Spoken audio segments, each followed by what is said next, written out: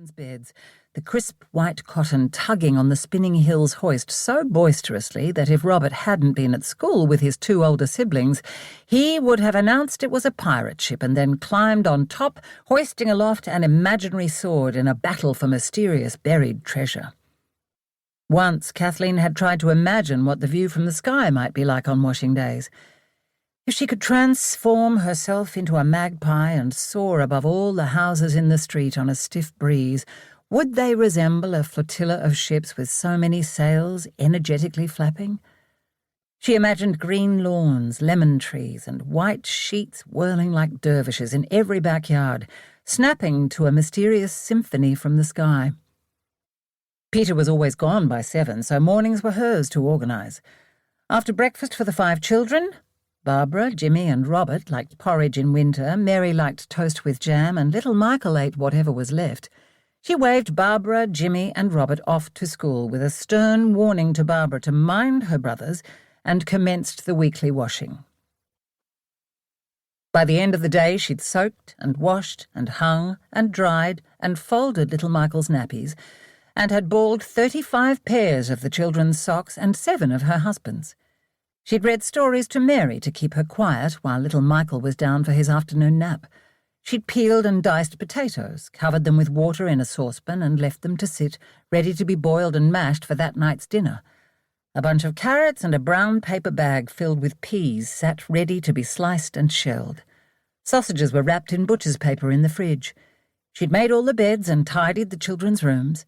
She'd picked up her husband's singlet and underpants from the bathroom floor and left them to soak in the concrete trough in the laundry, in the vain hope the odour of car grease and petrol might dissipate with a good dose of rinso, because those suds really got to work on wash days and left whites and colours simply dazzling.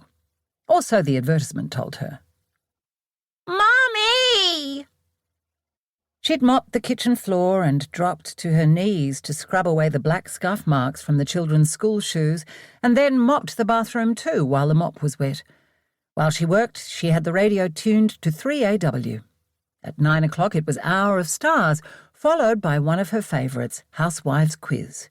Kathleen loved the company of the voices from the radio.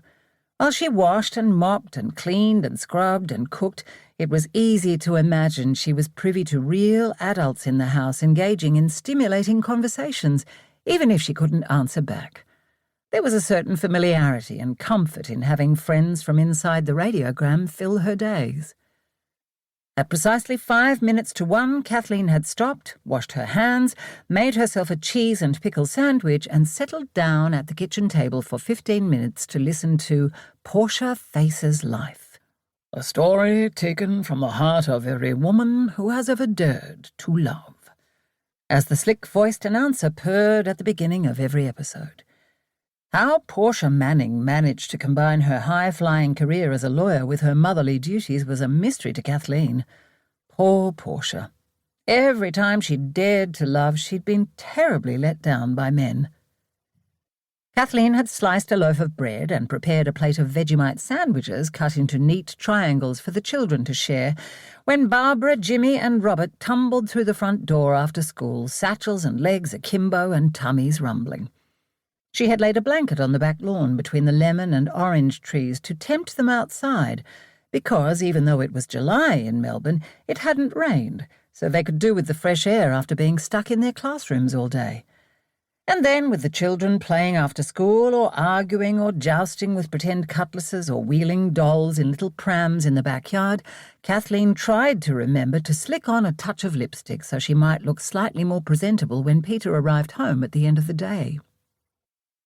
Mummy! Which child was it? Kathleen rested an elbow on the kitchen table and cupped her chin in her hand. Her back ached. Her feet ached. Perhaps she was getting her monthlies.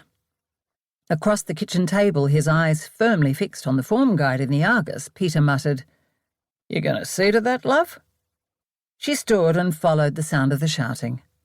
Ah, yes. Robert. What is it, Robert? Kathleen retied the bow on her apron. In her experience, when boys called, there was sure to be some protection required. Mummy, come quick!